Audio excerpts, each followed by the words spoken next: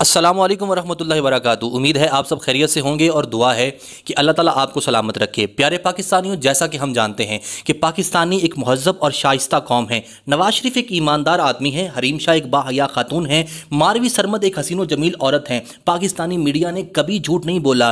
और सुनिए कि मरियम नवाज़ की लंदन तो क्या पाकिस्तान में भी कोई जायदाद नहीं। बिल्कुल इसी तरह मोहतरम अली ज़रियून साहब एक निहायत ही अच्छे शायर हैं। यानी आप यकीन कीजिए कि उर्दू में गालिब और फैज़, फारसी में सादी, अरबी में कैस, पश्तो में खुशहाल खान खटक, बंगाली में टगोर को वो मकाम हासिल नहीं हुआ जो मोहतरम अली ज़रियून साहब ने 21वीं सदी में उर्दू अदब में आज के दौर में हासिल किया है।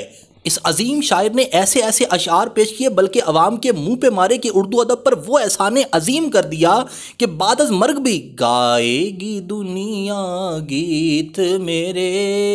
जैसे ये एक अजीम शायर हैं, वैसे मैं एक अजीम गुलूकार हूँ। आप सोच रहे होंगे कि 21वीं सदी के इस महान और महीन शायर की मैं इतनी तारीफ क्यों कर रहा हूँ या बिला वजह इन पर तनकीद क्यों कर रहा हूँ। तो आप ज़रा अपनी उंगलियाँ अपने कानों में डालिए और इनके कुछ अशार समात कीजिए। मैंने उससे प्यार किया है, मिल्कियत का दावा नहीं, वो जिसके भी साथ है मैं उसको भी अपना मानता हूँ।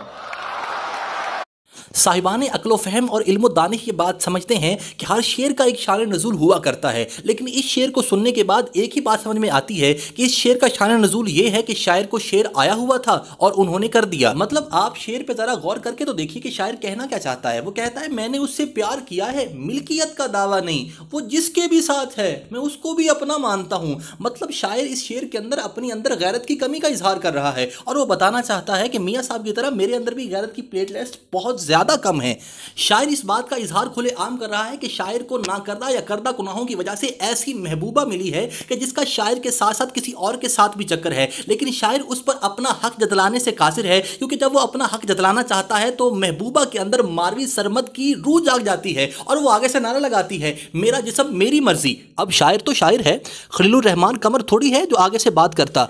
दरअसल शायर कुछ वजूहात की बिना पर अपनी महबूबा का काना भी है, इसलिए वो खुलकर अपनी इज्जत का इजहार भी नहीं कर सकता। सिर्फ इतनी बात कहता है कि तू जिसके भी साथ है मैं उसको भी अपना मानता हूँ। समझ लीजिए कि शायर ने पेमेंट ले ली है और वो चुप कर गया है।